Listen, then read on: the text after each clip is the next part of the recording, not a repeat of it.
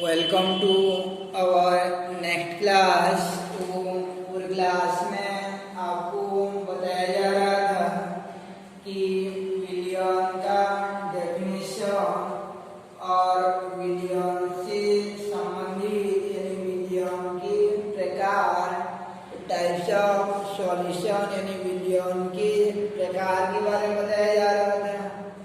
तो विलियन के प्रकार के उपरांत जो है आप देखते हैं हम लोग कि विलियन से संबंधित एक विलेयता यानी विलेयता मीन्स क्या रहता है, अर्थात विलेयता का अभिप्राय क्या रहता है। तो विलेयता मीन्स क्या हो जाएगा, तो विलेयता के लिए जैसे विलायक ले जाते हैं हम लोग और विलायक का 100 भाग ले जाएंगे, जैसे 100 ग्राम ले जाते हैं तो उसमें विलायक को घोलते जाते हैं। जैसे विलायक में NaCl नमक है तो 1 ग्राम को डालते हैं तो वह घुल जाता है। ध्यान रखिएगा ना कि यहाँ का ताप जो है, ताप जो निश्चित रहता है, ताप जो है नहीं बदलता है, निश्चित ताप रहता है, फिक्स टेम्परेचर रहता है, तापमान जो है नहीं बदलता है, तो ताप को निश्चित बनाए रखते हैं। और ये 100 ग्राम में 1 ग्राम विलेय को डालते हैं तो घुल जाता है। अब 2 ग्राम डालते हैं तो 2 ग्राम वाला भी घुल जाता है, 10 ग्राम भी डालते हैं तो 10 ग्राम भी घुल जाता है। ऐसे मान लीजिए कि हम लोग डालते हैं, जैसे डाल देते हैं 15 ग्राम डाल देते हैं तो 15 ग्राम भी घुल जाता है। 35 ग्राम डालते हैं तो 35 ग्राम भी घुल जाता है। उसके बाद 36 ग्राम भी डालते हैं तो 36 ग्राम भी घुल जाता है। लेकिन 36.1 ग्राम को डालते हैं, 36 से एक बिंदु भी आगे जाते हैं तो वह नहीं घुल पाता है। तो 100 ग्राम में जितना ग्राम घुल जाता है उसी को उसकी विलेयता कहते हैं कि निश्चित ताप पर यह विलेय का अधिक से अधिक मात्रा, इससे और अधिक मात्रा घोली नहीं जा सकती है। तो निश्चित ताप पर विलेय की वह अधिकतम मात्रा, निश्चित ताप पर विलेय की वह अधिकतम मात्रा जो 100 ग्राम विलायक में पूर्णतः घुल सके उसकी विलेयता कहलाती है। निश्चित ताप पर विलेय की वह अधिकतम मात्रा जो 100 ग्राम विलायक में पूर्णतः घुल सके उसकी विलेयता कहलाती है। कि 100 ग्राम लेंगे और 100 ग्राम में घोलते जाए तो अधिक से अधिक मात्रा घुलती है, तो वह अधिकतम मात्रा को क्या कहा जाता है, विलेयता कहा जाता है। विलेयता बराबर सूत्र होता है आपका नंबर ऑफ पास ऑफ सॉल्यूट विलेय की ग्रामों में मात्रा, ग्रामों में मात्रा बटे विलायक का ग्रामों में मात्रा, विलायक का ग्रामों में मात्रा, ग्रामों में मात्रा गुणा 100 हो जाता है। तो विलेयता यदि इसको गुणा के रूप में नीचे लाएंगे तो इसका बटे 100 हो जाएगा। तो ये नीचे वाला विलायक के प्रति 100 भाग में विलेय का जितना अधिकतम मात्रा रहता है उसी को विलेयता कहते हैं।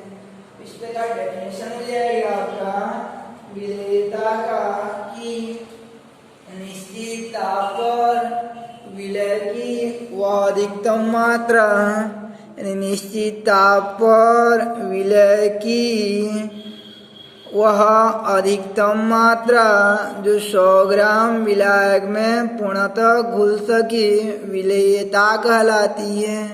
निश्चित ताप पर विलेय की वह अधिकतम मात्रा जो 100 ग्राम विलायक में पूर्णतः घुल सके विलेयता कहलाती है। विलयता बराबर सूत्र हो जाएगा आपका विलय की मात्रा बटे विलायक की मात्रा गुणा 100 हो जाता है।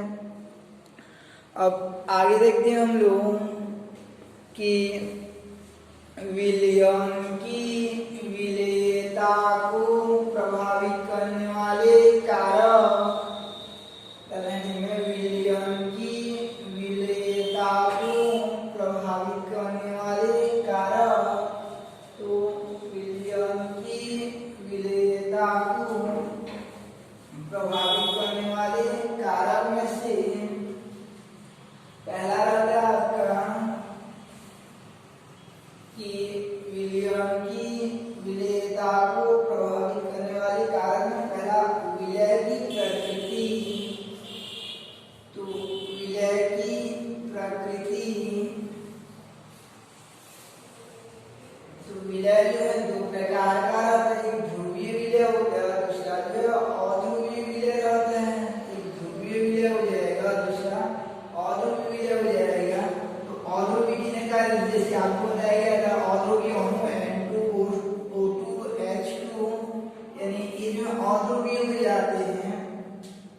और ध्रुवीय किन्हें कहा जाता है, जैसे आपका HCl हो जाता है, NaCl हो जाता है, इनको ध्रुवीय कहा जाता है। जिसमें प्लस माइनस का केंद्र बनता है ध्रुवीय को अध्रुवीय कहा जाता है।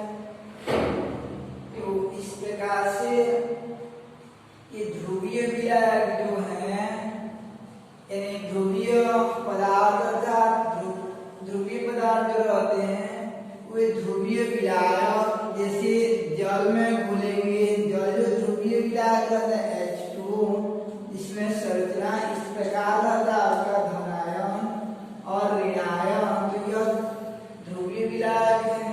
तो याद रखिए ना कुल मिलाकर के ध्रुवीय पदार्थ ध्रुवीय विलायक में तथा अध्रुवीय पदार्थ अध्रुवीय विलायक में घुलनशील या विलय होते हैं। ध्रुवीय पदार्थ ध्रुवीय विलायक तथा अध्रुवीय पदार्थ अध्रुवीय विलायक में घुलनशील होते हैं। जैसे नमक को पानी में घोलेंगे तो घुल जाएगा क्योंकि दोनों ध्रुवीय रहते हैं, लेकिन नमक को तेल में डालेंगे तो वह नहीं घुल पाएगा क्योंकि तेल जो अध्रुवीय रहता है। तो समानता नियम लागू होता है, ध्रुवीय विलय ध्रुवीय विलायक जबकि अध्रुवीय विलय अध्रुवीय विलायक में घुलनशील होता है। विलयन की विलेयता को प्रभावित करने वाला यह पहला कारक हो जाता है विलय की प्रकृति। दूसरा रहता है आपका विलयन की विलेयता को प्रभावित करने वाला कारकों में से दूसरा हो जाता है कि ताप का प्रभाव। ताप का क्या प्रभाव पड़ता है, इफेक्ट ऑफ टेम्परेचर यानी तापमान का क्या प्रभाव पड़ता है। तो तापमान के प्रभाव में कि घुलने वाला पदार्थ जो है दो प्रकार का रहता है, कि घुलने वाला पदार्थ जो है दो प्रकार का रहता है। या पदार्थ जो है दो प्रकार का रहता है, एक कि जल में घुलने पर ऊष्मा उत्पन्न करता है, इसे ऊष्माक्षेपीय प्रक्रम वाला कहा जाता है। दूसरा जल में घुलने पर ऊष्मा का अवशोषण होता है, ऊष्मा शोषी कहते हैं। तो याद रखिए ना कि ऐसे पदार्थ जिन्हें जल में घुलने पर ऊष्मा उत्पन्न करते हैं यानी ऊष्माक्षेपी प्रक्रम को संपन्न करते हैं, तो उन पर ताप बढ़ाने पर विलेयता घटती जाती है। उनको घोलने पर ऑलरेडी पहले से ही ऊष्मा निकल जाता है, तो ताप बढ़ाएंगे और ऊष्मा को ग्रहण नहीं करेंगे क्योंकि उसमें ऊष्मा उत्पन्न कर रहे हैं, इसलिए उनकी विलेयता क्या हो जाएगा, घट जाएगा।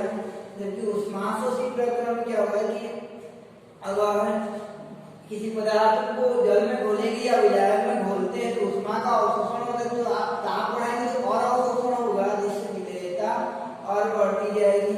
तो इस प्रकार से वह पदार्थ जो ऊष्माक्षेपी प्रक्रम संपन्न करते हैं ताप बढ़ाने पर उनकी विलेयता घटती जाती है। जबकि वे पदार्थ जो ऊष्माशोषी प्रक्रम संपन्न करते हैं उन पर ताप बढ़ाने पर विलेयता बढ़ती जाती है। जैसे मान लीजिए एक जो है व्यक्ति है और उसको अपना आय जाति प्रमाण पत्र बनाना रहता है, पहले ऑनलाइन नहीं रहता है तो आय जाति प्रमाण पत्र बनाना रहेगा। तो उस दौरान क्या रहता है कि वह व्यक्ति जो है अपना कागजात को पकड़कर जो है तहसील ऑफिस चल देता है, तो वहाँ पे आपका बाबू बैठा रहता है। तो वो जो है दो प्रकार का रहता है कि पहला यानी पैसा नहीं लेने वाला है, दूसरा गर्म वाला रहता है, उस्मात छेदी वाला रहता है, दूसरा पैसा को दिखाते ही दे जाएगा तो उसे क्या कहेंगे हम लोग, उस्मात शोषी वाला कहेंगे। तो दो प्रकार का रहता है, उस्मात छेदी वाला और उस्मात शोषी वाला। जब वह व्यक्ति जो अपना डॉक्यूमेंट्स को पकड़ के उसके पास पहुंचता है तो पहले तो नहीं सुनता रहता वह जो है, तो मान लीजिए वो पैसा नहीं लेने वाला रहेगा और यह व्यक्ति जो जा रहा है वो पैसा को दिखाएगा तो उसको क्या करेगा कि वो नहीं लेने वाला, उल्टा भले देने वाला गर्म वाला है तो वो क्या करेगा, वापस कर देगा, उसके साथ नहीं घुल पाएगा। जबकि मान लीजिए देने वाला रहेगा तो कैसे करेगा कि जैसे ही पैसा को दिखाएंगे तुरंत अपने क्या करेगा, बुला लेगा और उसके साथ घुल जाएगा। उसमें शोषी में जो है विलेयता बढ़ती जाती है ताप बढ़ाने पर, जबकि ऊष्माक्षेपी प्रक्रम में ताप बढ़ाने पर विलेयता जो है घटती जाती है। इसी क्रम में तीसरा हो गया आपका कि दाब का प्रभाव, यानी दाब का प्रभाव विलेयता पर दाब का क्या प्रभाव पड़ता है। तो विलेयता पर दाब का प्रभाव तो याद रखे रहना, सामान्यतः दबाव जितना बढ़ाया जाता है विलेयता जो उतना ही बढ़ती जाती है। दबाव ज्यादा दबाव रहेगा तो विलेयता ज्यादा रहती है और दबाव कम रहेगा तो विलेयता कम रहती है। जैसे हम लोग प्रेशर कुकर में खाना बनाएंगे तो उस समय क्या रहता है कि दबाव ज्यादा रहता है तो जल्दी पक जाता है, विलेयता अधिक रहती है। और मान लीजिए कि सामान्य बर्तन खुला बर्तन में पका रहे हैं तो दबाव कम रहता है तो विलेयता कम रहती है। इसीलिए जब हम लोग कोल्ड ड्रिंक वाला ढक्कन को खोलते हैं तो जैसे ही ओपन करते हैं दबाव कम हो जाता है, उसमें घुला हुआ गैस जो बाहर निकल जाता है। जबकि ढक्कन बंद रहता है तो दबाव का मान अधिक रहता है तो विलेयता क्या रहती है, अधिक रहती है। तो सामान्यतः दाब बढ़ाने पर विलेयता बढ़ती है और दाब कम रहने पर विलेयता कम होती जाती है। इस प्रकार से विलियम की विलेयता को प्रभावित करने वाले कारक, जिनमें से पहला था आपका कि विलय की प्रकृति। तो विलय की प्रकृति तो ध्रुवीय प्रकृति का होगा तो ध्रुवीय विलायक में, और अध्रुवीय प्रकृति का होगा तो अध्रुवीय विलायक में होता है। और ताप के प्रभाव में कि ऊष्माक्षेपी प्रक्रम वाला में ताप बढ़ाने पर विलेयता घटती जाती है, जबकि ऊष्माशोषी में ताप बढ़ाने पर विलेयता बढ़ती जाती है। और दाब का प्रभाव सामान्यतः ताप बढ़ाने पर विलेयता बढ़ती जाती है।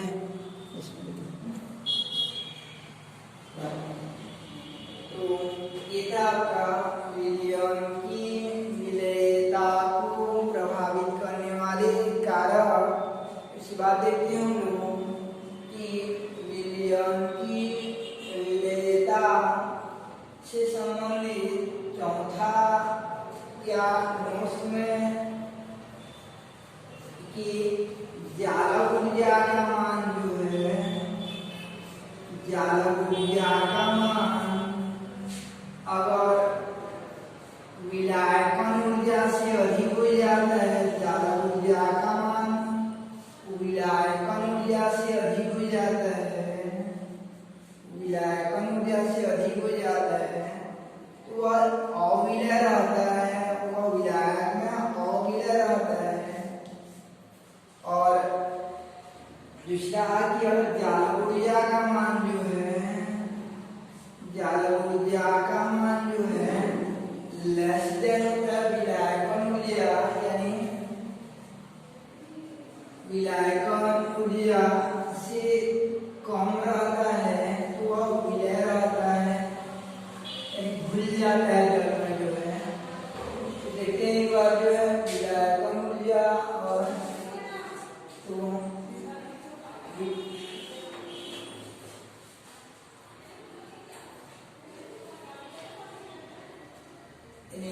विलायकन ऊर्जा और जालक ऊर्जा का अभिप्राय क्या रहता है? तो जालक ऊर्जा और विलायकन ऊर्जा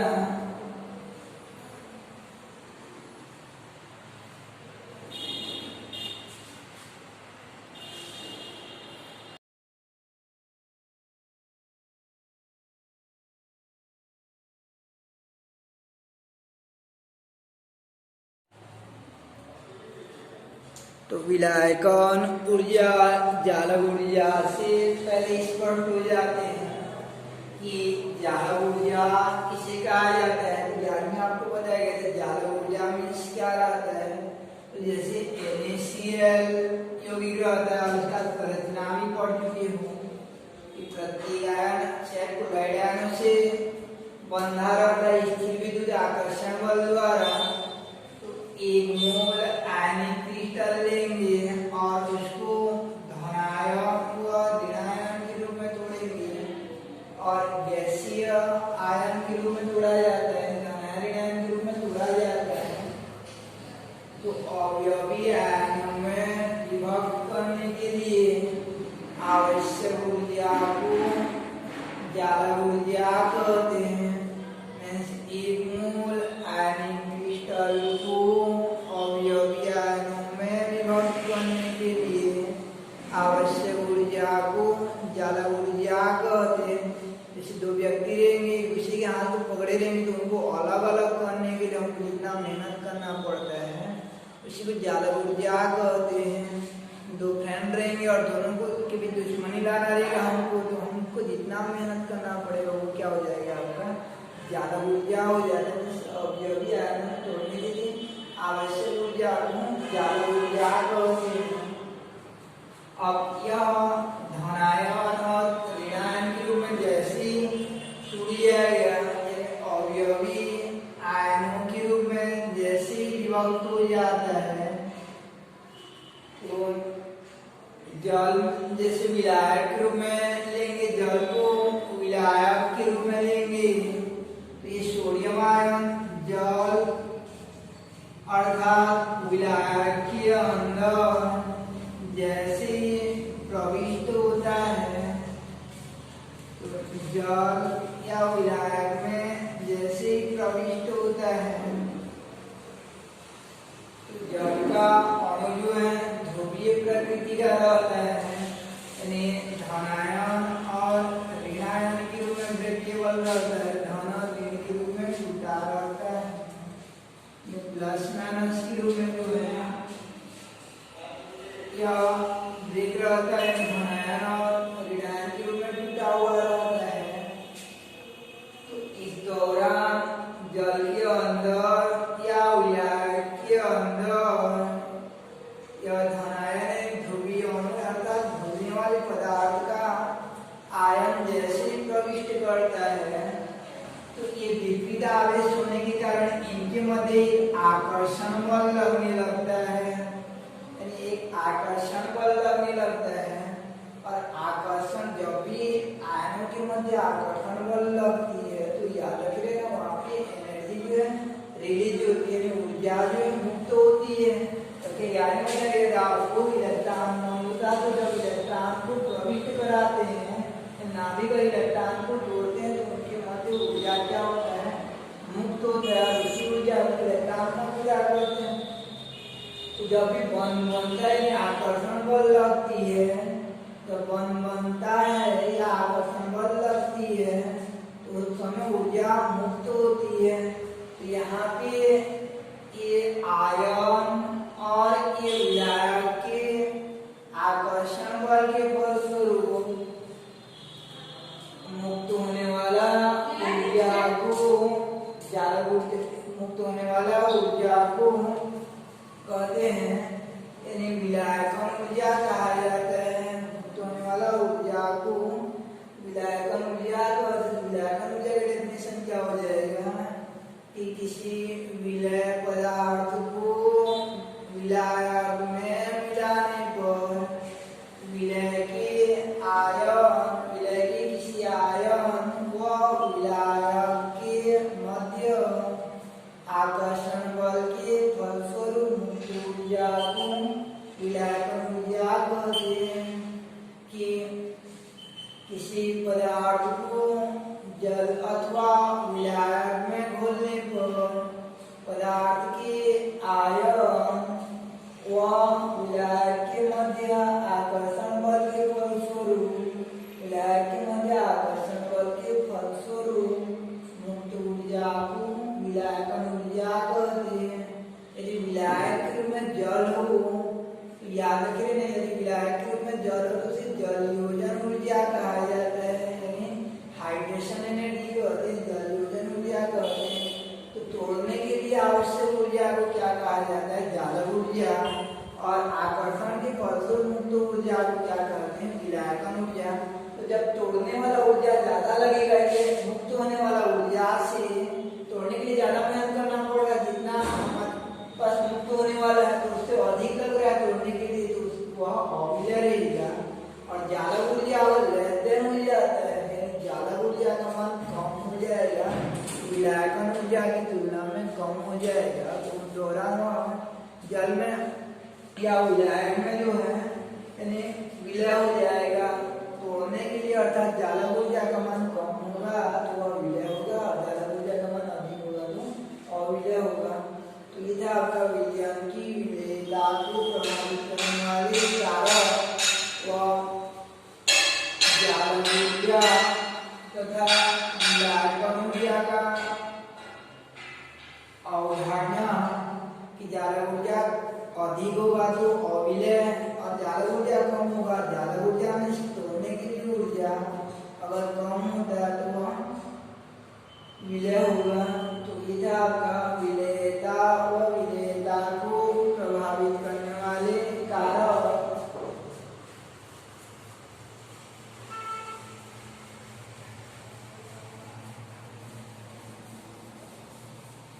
इसके बाद देखते हैं हम लोग कि तो क्या 11वीं में जो एक नियम पढ़े थे कि गैसों का द्रवों में विलयता, कि गैस का द्रव में कितना विलय होता है। तो गैसों का द्रव में विलयता संबंधित वैज्ञानिक हेनरी का नियम को यानी गैस द्रव विलयन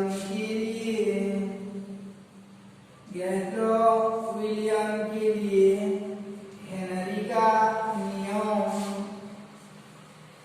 कि गैस द्रव विलयन किसे कहेंगे? जिसमें विलय क्या रहेगा? गैस हो जाएगा और विलायक क्या हो जाएगा? द्रव हो जाएगा। तो गैस जो द्रव में कितना घुलता है उस संबंध में वैज्ञानिक हेनरी ने नियम दिया था, इसे हेनरी का नियम कहते हैं। तो हेनरी ने इस प्रकार नियम बताया था कि एक विलयन ले जाएंगे और विलयन में जब भी ताप को नहीं बदल देंगे, निश्चित ताप रखे रहेंगे, ताप को फिक्स रखते हैं, निश्चित ताप रखते हैं। अब ये निश्चित ताप पर ये विलयन में कितना गैस घुला हुआ रहता है, कितना विलीन रहता है, वह निर्भर करता है इसके ऊपर आरोपित दाब के यानी दबाव जितना अधिक रहेगा, घुला हुआ गैस जो उतना अधिक रहता है, और दबाव जितना कम रहेगा, घुला हुआ गैस जो उतना ही कम रहता है। तो वैज्ञानिक हेनरी ने क्या बताया कि निश्चित ताप पर किसी विलयन में विलीन गैस की मात्रा उस पर आरोपित दाब के समानुपाती होती है। इस पर आरोपित दाब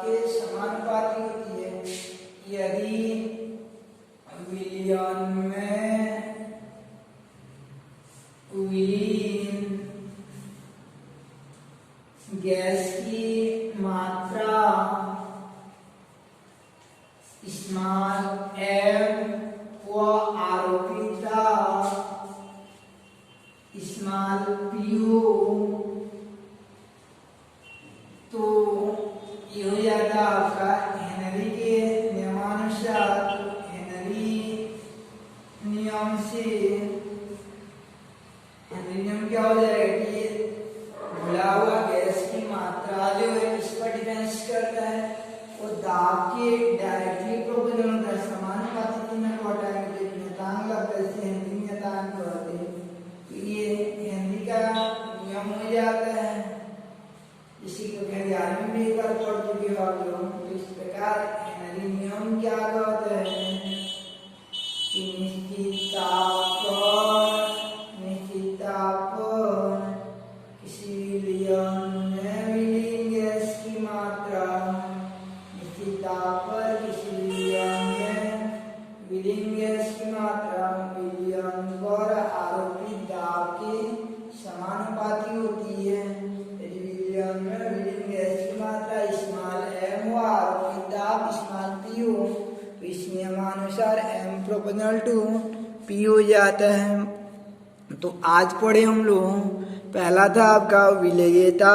विलेयता के बाद जो है विलयन की विलेयता को प्रभावित करने वाले कारक, उसके बाद जो है आपको बताया गया था कि गैस द्रव विलयन संबंधित वैज्ञानिक हेनरी का नियम की निश्चित ताप पर किसी विलयन में विलीन गैस की मात्रा विलयन पर आरोपित दाब के समानुपाती होती है।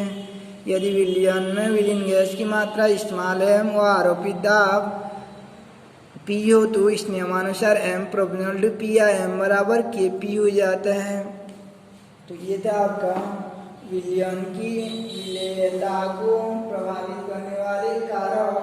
तो अभी तक जितना पढ़े हम लोग इस चैप्टर का, वो एग्जाम में नहीं के बराबर आता है। इसके बाद यहाँ से आगे भी स्टार्ट करेंगे, चैप्टर में लगभग यहाँ से स्टार्ट है।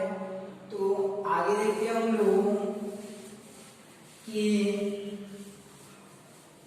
आगे जो है यहाँ से एग्जाम और कॉम्पिटिशन एग्जाम में आता है क्वेश्चन। तो आगे देखते हैं विलयन की सांद्रता को अभिव्यक्त करने वाले कारक। विलयन की सांद्रता को अभिव्यक्त करने वाले कारक, जैसे दो विलयन दे दिया रहेगा आपको,